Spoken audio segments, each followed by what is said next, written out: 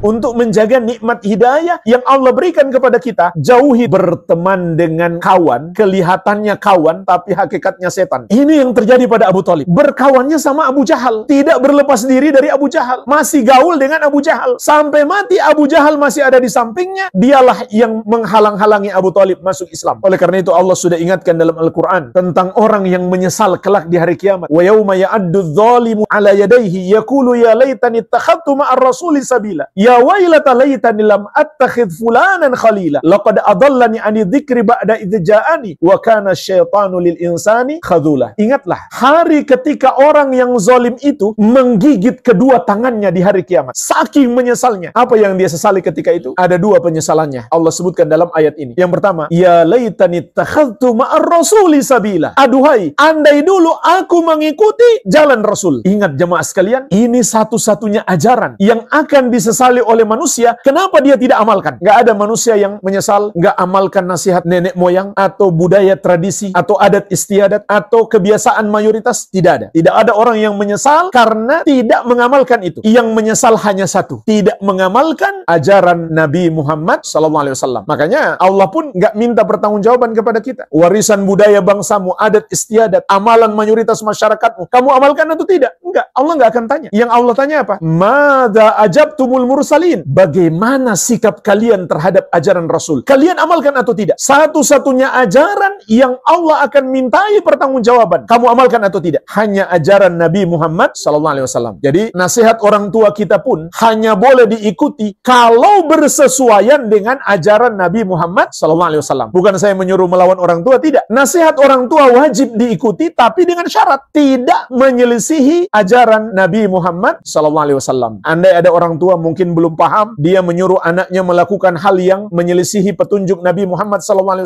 maka nggak boleh dia lakukan. Tapi bukan berarti juga dia membentak orang tuanya, tidak. Namun dia nasihati orang tuanya dengan cara yang baik, tapi dia menolak dengan tegas, tidak mau mengikuti ajaran apapun, meskipun yang suruh adalah orang tuanya, kalau bertentangan dengan ajaran Nabi Muhammad SAW. Karena beliau mengatakan, innama ta'a fil ma'ruf, sesungguhnya taat kepada makhluk hanya boleh dalam hal yang ma'ruf, yang tidak bertentangan dengan syariat. La ta'ata li makhlukin fi maksiatil khaliq, tidak boleh taat kepada makhluk dalam bermaksiat kepada Allah sang pencipta. Jadi ini penyesalan yang pertama. Penyesalan yang kedua, dia pun berkata, ya wailata laitani lam attakhidh fulanan khalila. Celakalah aku, aduhai, andai dulu aku tidak menjadikan si fulan sebagai teman dekatku. Ingatlah jemaah sekalian, ini di antara penyesalan manusia kelak di hari kiamat. Dulu salah gaul, salah milih teman. Kenapa? Laqad adallani 'ani dzikri ba'da idz ja'ani. Karena si fulan itu, teman baikku itu telah menyesatkan aku dari pengajaran Allah, dari Al-Quran, dari Sunnah. Padahal Al-Quran dan Sunnah itu sudah datang kepadaku, sudah aku tahu. Tapi gara-gara kena pengaruh teman, maka dia pun tersesat. Kemudian Allah tutup ayat ini dengan mengatakan, wa kana syaitanu lil insani khadzula. Setan itu memang penipu manusia. Sebagian ulama ahli tafsir mengatakan, maksud setan dalam ayat ini adalah temannya yang menyesatkan dia. Bukan setan yang nggak kelihatan. Kelihatan manusia, tapi lebih pantas disebut setan. Kenapa? Suka menyesatkan, suka mengajak-ngajak orang melakukan keburukan, suka menghalang-halangi orang untuk melakukan kebaikan. Maka Allah mengingatkan kepada kita dalam Al-Quran, dia hakikatnya bukan teman, tapi setan. Cuma kalau ada teman begini, jangan dipanggil setan ya. Namun dinasihati dengan baik, diingatkan, hati-hati kamu jangan jadi setan. Oleh karena itu juga, saya ingatkan secara khusus, termasuk kewajiban orang tua memperhatikan dengan siapa anaknya berteman. Bisa jadi jemaah sekalian, kita sudah capek mendidik anak kita di rumah, cuma sekali saja bergaul dengan teman yang buruk, langsung terpengaruh buruk. Harus kita pastikan, kita awasi dengan siapa anak kita berteman. Rasulullah SAW juga bersabda, Al-mar'u ala dini khalili, falyanzur ahadukum man yukhalil. Seseorang itu tergantung agama sahabat karibnya. Maka hendaklah setiap kalian memilih siapa yang akan dia jadikan sahabat dekatnya. Harus selektif. Sama saja dalam pergaulan sehari-hari, apakah di kantor atau di lingkungan, di kompleks tempat kita tinggal, ataupun di medsos. Jangan di-follow, jangan berteman di medsos dengan teman-teman medsos yang suka share yang buruk-buruk, yang jelek-jelek. Cari teman yang baik. Kalau perlu yang suka share yang buruk-buruk itu, diblokir dari pertemanan. Supaya kita nggak bisa melihat lagi keburukan yang dia posting di medsos. Ini penting jemaah sekalian. Banyak orang yang rusak hanya karena teman. Al-Amwah menemani ibadahmu, juga hijrahmu.